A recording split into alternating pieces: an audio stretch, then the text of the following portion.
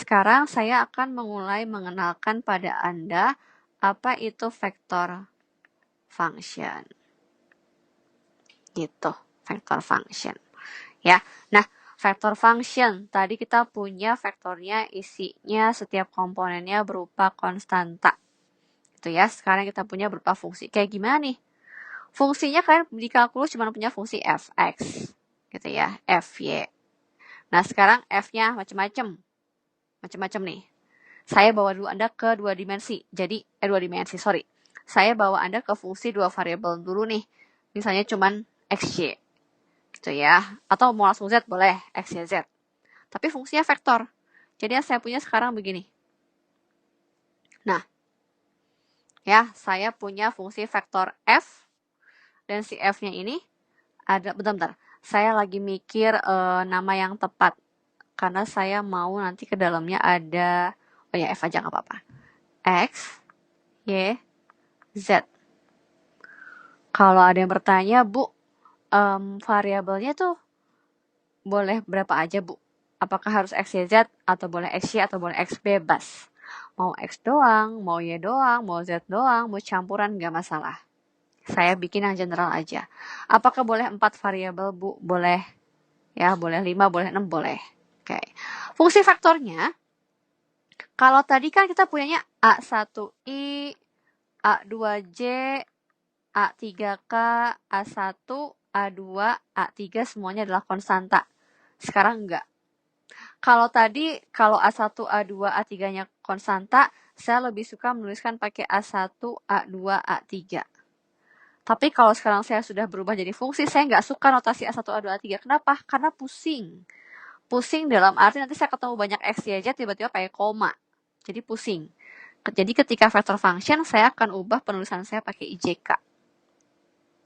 Secara umum, vector function f besar, katakanlah komponennya adalah f1. F1, fungsi dari x, y, z untuk komponen i. Nah, kemudian ditambahkan dengan f2, x, y, z untuk komponen j. Tambahkan dengan f3, x, y, z komponen k. Nah, ini nih, si f1, f2, dan F3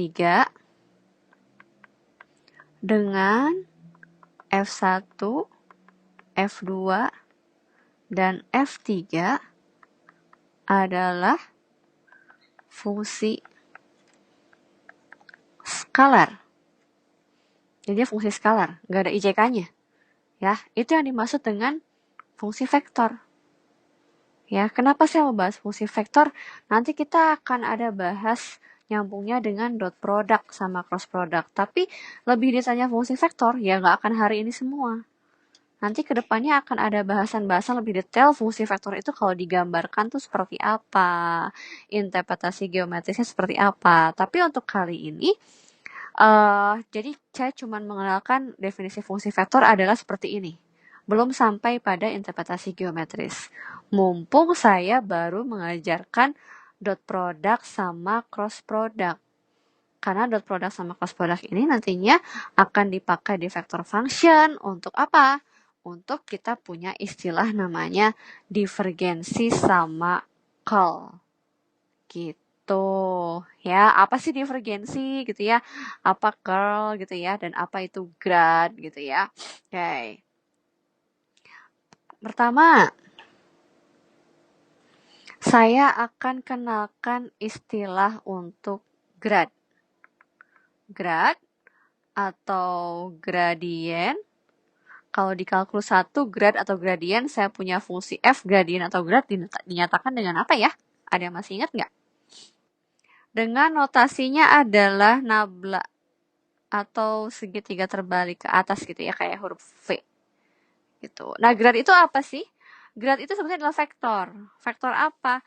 Kalau kita lagi bicara mengandung variabel x, y, z, kalau bicara 3 dimensi, maka grad itu adalah suatu vektor yang isinya adalah do x, do y, do z. Kalau cuma 2 dimensi, ya dodo X sama dodo Y. Kalau mau 4 variabel, dodo X, dodo Y, dodo Z, satu lagi apa? Dodo W, itu boleh.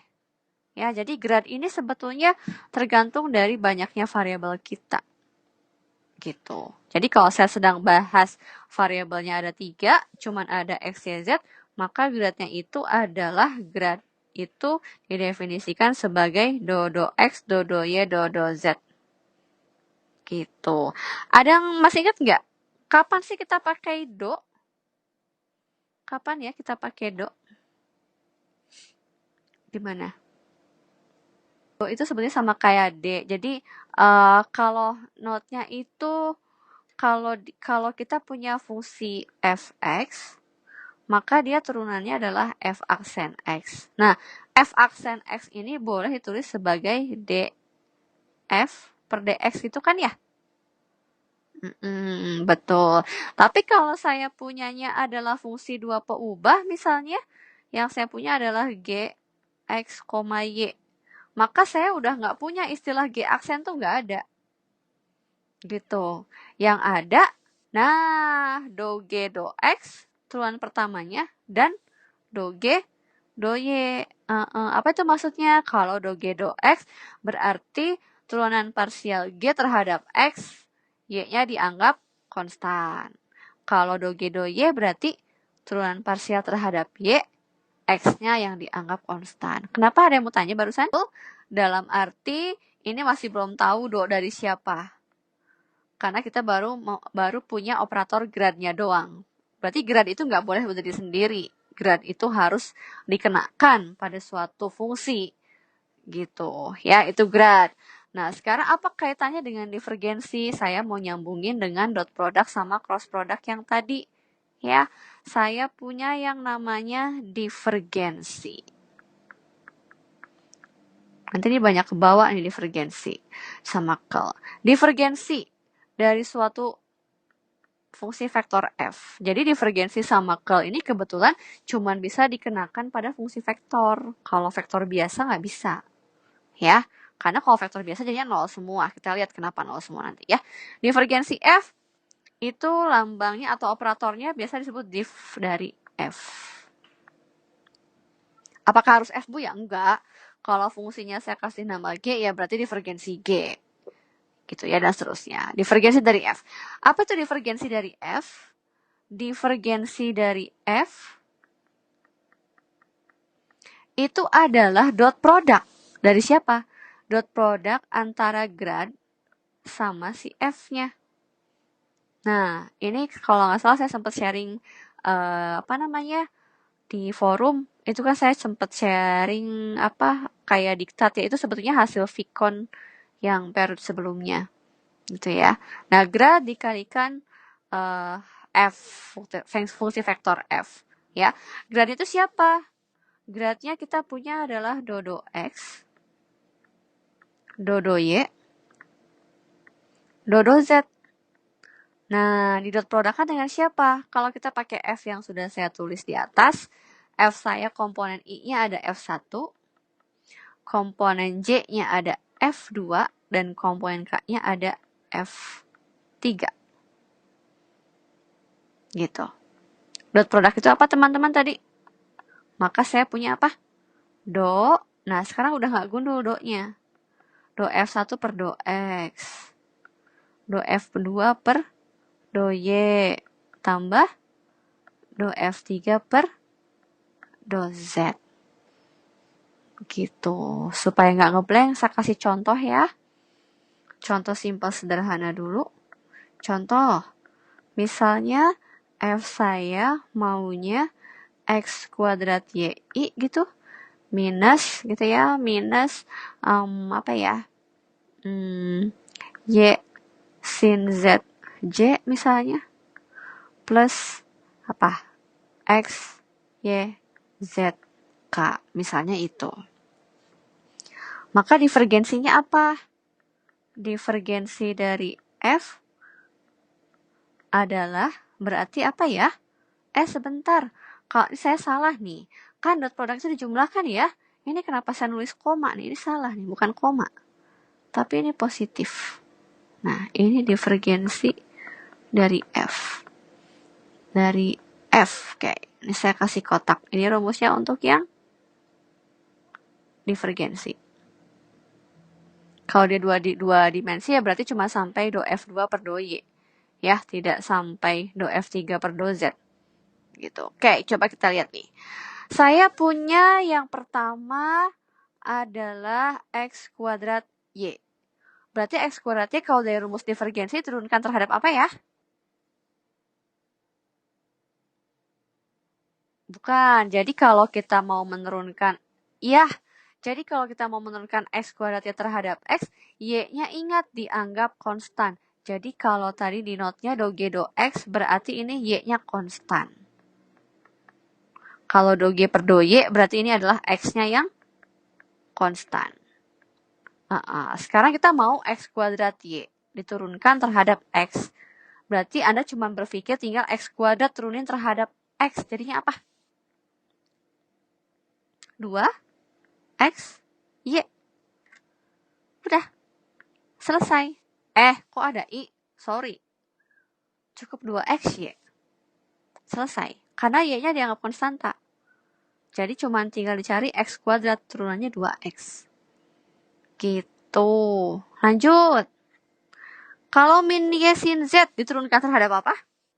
Dari rumus yang saya tulis. Terhadap apa? Y. Kalau turunkan terhadap Y, berarti X sama Z dianggap konstan.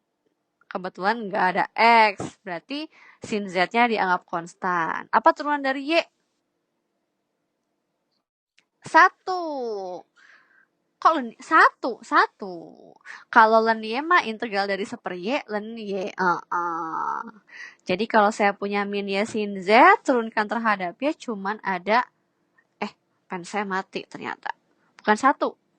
Min sin Z. Betul, turunan Y-nya adalah 1. Tapi gara-gara ada sin Z-nya dianggap konstan, jadinya min sin Z. Gitu.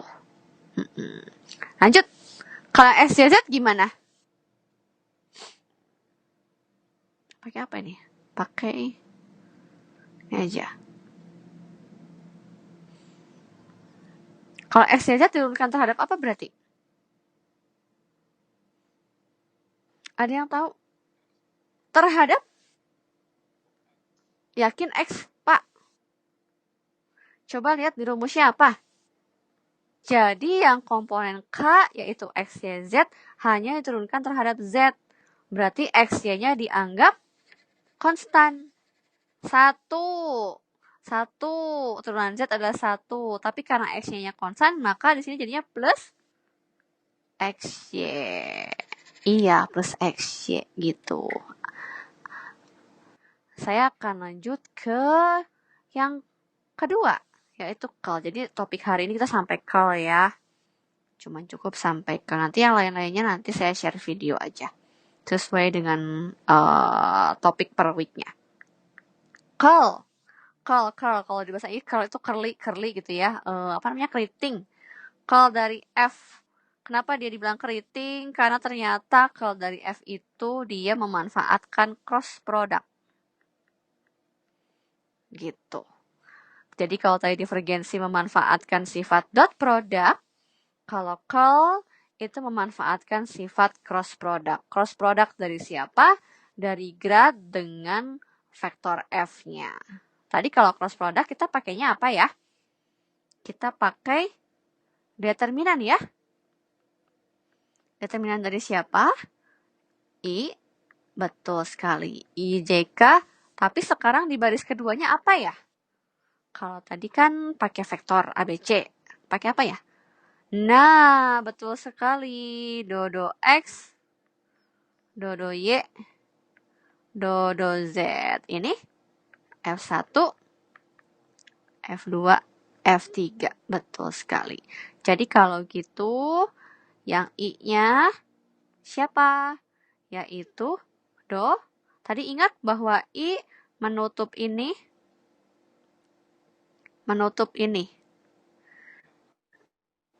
I, kok ada K? Oh, J dan K. Yang di bawah J dan K. Betul sekali, yang di bawah J dan K. Jadi apa aja nih? Do F3.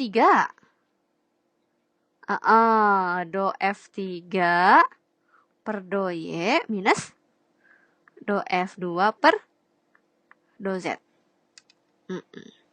Yang J-nya minus ya, jangan lupa. Nah, seringkali kalau saya mengajarkan curl itu atau yang cross product itu lupanya di J. J-nya kebanyakan pakainya plus. Itu salah ya, hati-hati. Harus minus. Sebetulnya ini dijelaskannya di aljabar linier yang itu tadi. Saya nggak bisa jelaskan di sini itu. Terlalu panjang jelasinnya. Oke, jadi minus ya. Wajib minus. Siapa nih? Do F3 per do X. Gitu ya. Min do F1 per do Z. Nah, untuk yang K-nya, do F2 per do X minus do F1 per do Y. Nah, gitu. Coba ke contoh nih. Kita lihat yang terakhir. Tadi rumus saya apa ya contohnya? Kalau saya nggak salah ingat tadi X kuadrat YI ditambah Y sin Z ya? Betul. Kita samain aja lah. Sama apa terakhir ya? Oh, tadi ini minus kalau nggak salah ya. Ini minus. Ya, betul X, Y, Z.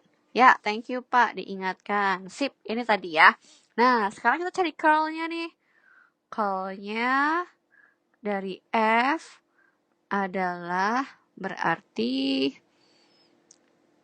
I dalam kurung do per do Y dari X, Y, Z minus do per do Z dari min Y sin Z. Nah, ini baru untuk yang I. Sekarang yang min J. F3-nya X, Y, Z ya. Jadi, do Z. Salah. Iya, betul. Do X ya. Do X dari X, Y, Z minus do Z dari X kuadrat ya. Tinggal nyontek rumus. Ya. Tambahkan yang K. Do X dari F2. F2-nya min Y sin Z minus do Y. Ya, betul. X kuadrat Y. Betul sekali. Yuk, lihat pelan-pelan. Bertahap aja. Kita mulai dari satu-satu ya. Yang ini dulu. Jadinya apa? X, Y, Z turunkan terhadap Y. Jadinya apa? X, Z. Kan turunan Y 1. Ya kan? Sekarang yang ini. Turunkan terhadap Z. Min Y-nya konstan. Karena ini kita mau min, jadinya plus ya. Plus Y. Turunan sin Z apa? Cos Z. Betul sekali. Cos Z. Dah. Sekarang untuk yang J. Yang J. Yap, jadi apa nih? Betul sekali, YZ. Lanjut, Pak. Ini. Kurangin apa, Pak? Apa jadinya? Ada Z-nya nggak di sana? Nggak ada. Berarti, hati-hati, Pak. Kalau Anda bilang X kuadrat 2X, berarti turunan terhadap X. Saya maunya terhadap Z. Apa nih? Coba kalau saya punya Fx sama dengan 2, turunan terhadap X-nya apa, Pak? 0 lah. 0. Nggak ada. Iya, bener. Anggap aja bilangan bulat X kuadrat Y-nya. Ya, kan konstanta. Mau bilangan bulat, mau bilangan pecahan, pokoknya real aja. Dianggap konstanta. Jadi 0, Pak. Tutup deh kurungnya. Iya. Lanjut, plus K. Sekarang yang ini. Ada X-nya nggak? Nggak ada, berarti 0. Kok yang tadi nggak tulis, Bu? Nolnya sekarang tulis. Kalau yang tadi nggak tulis, soalnya dikurangin 0. Nggak mempengaruhi. Kalau sekarang nggak tulis, takutnya bapak-bapak ceroboh, Bapak Ibu. Gitu, karena nolnya di depan. Ini turunkan jadi apa, Pak? Terhadap Y. X kuadratnya jangan ikutan diturunin, Pak.